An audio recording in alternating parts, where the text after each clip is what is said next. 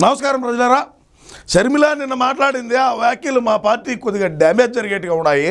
అది ఆంధ్రజ్యోతిలో వచ్చింది.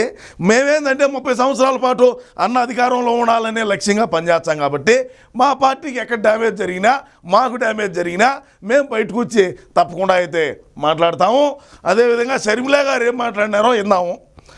ఎందరి పుస్తలు తెంచావు జగన్, ఓయమ్మా ఓయమ్మా, ఎందరి పుస్తులు తెంచావు.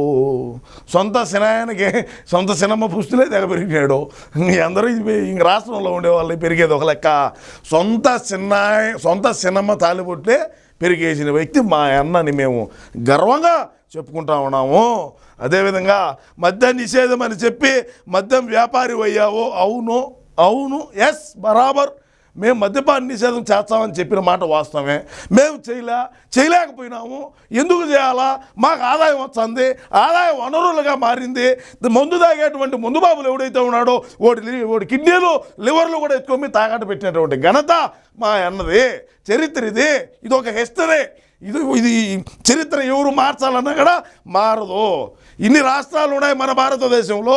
ఎవడైనా సరే మద్యం తాగేటువంటి మందుబాబుల మీద, మందుబాబుల కిడ్నీలు లివర్లు ఎత్తుకొని తాకట్టు పెట్టి లెక్క తెచ్చినటువంటి మొగాడు ఎవడంటే అదొక మా పులివెందుల పులే, మా జగనన్నని తెలియజేస్తూ ఉన్నా షర్మిలకి సందర్భంగా. అదేవిధంగా జనానికి చివరకు చెప్ప గుండుసున్నా మిగిల్చావు.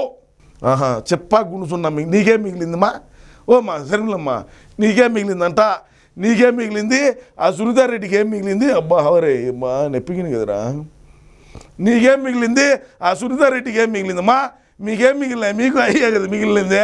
అందుకే కదా తెలంగాణలో రోడ్ల బడిగా తిరిగితేవి, ఆంధ్రాలో ఇప్పుడు రోడ్ల బడిగా తిరిగితేవి. నువ్వు ఆడ తిరిగినా కూడా నిన్ను దేకర్లే ఎవరు కూడా. పులి కడుపున పిల్లి పిట్టింది, జగన్పై ఎద్దేవా. పులి కడుపున పిల్లి పిట్టింది అంటే పులి ఊరు రాజన్న, ఓకే బాగానే ఉన్నది.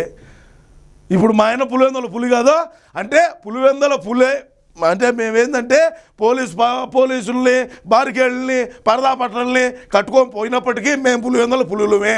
సొంత ఊరికి పోవాలన్నా 1000 మంది పోలీసులు కావాలి మా అన్నకో.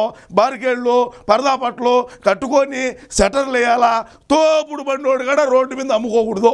మేము పులివెందుల పులులు అనేది మీరు కింద కామెంట్ రూపంలో అయితే తెలియజేయండి. రాష్ట్రంలో దొంగల రాజ్యం, దోపిడీ రాజ్యం, ఇదే విరాజ్యం, దొంగల రాజ్యం, దోపిడీ రాజ్యం అన్నిట్టు బా. ఎవరైనా సా మనం ఎన్ని డ్రామాలో చేశాము. 151 సీట్లు ఇచ్చారు మనకు.